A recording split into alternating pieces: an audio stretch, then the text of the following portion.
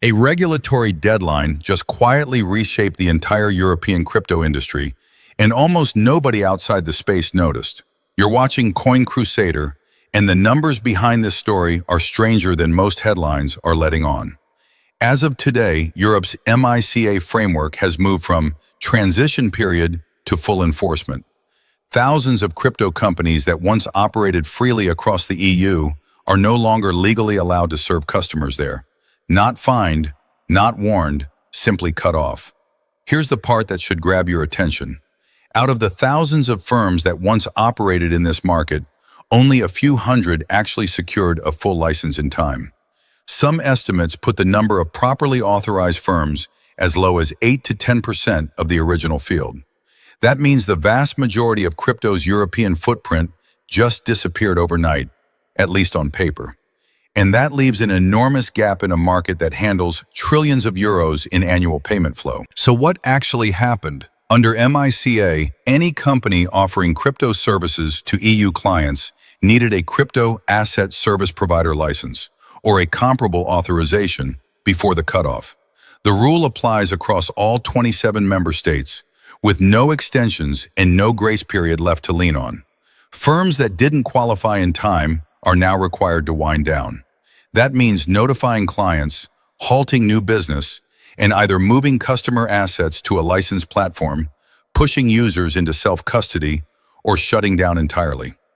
European regulators, including France's AMF, have made it clear that operating without a license after this point isn't just a compliance issue. It can trigger real enforcement action. But that's only one part of the story. The company most directly affected by this shift is Tether.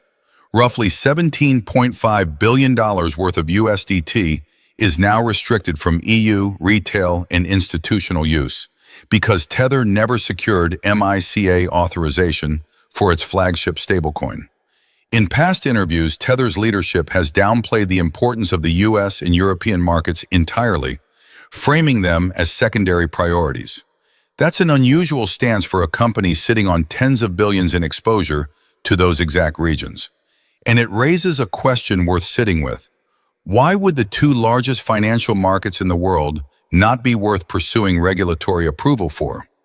Here's where things start getting interesting. While Tether stayed on the sidelines, Ripple took the opposite approach. Over the past several years, Ripple built out licensing infrastructure across Europe, starting with early groundwork in Luxembourg years ago, followed by a UK e-money license, and more recently, a Luxembourg e-money license as well. Under MiCA's passporting system, a license secured in one EU country can extend across the entire bloc, provided the paperwork holds up.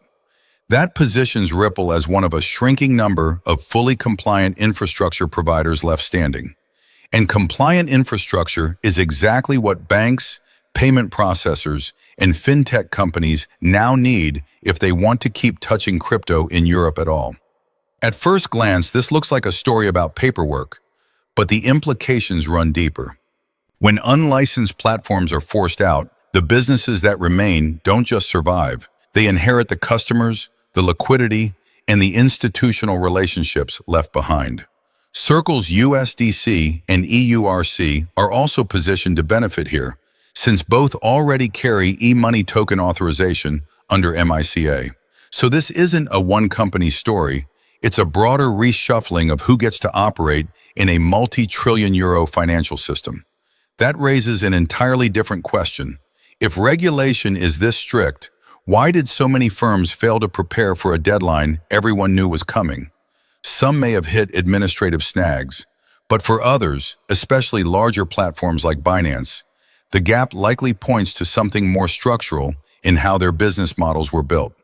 To understand why this matters longer term, we need to zoom out to what investors are actually watching. On-chain data shows XRP wallet creation recently hit a 14-week high, with nearly 5,000 new wallets created in a single 24-hour window. Price didn't move much on the news, but participation clearly did.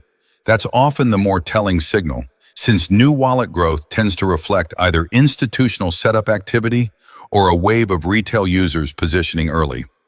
None of this guarantees where price goes next, but it does suggest that some part of the market is treating this regulatory shift as more than routine housekeeping. And this is the part most people are missing.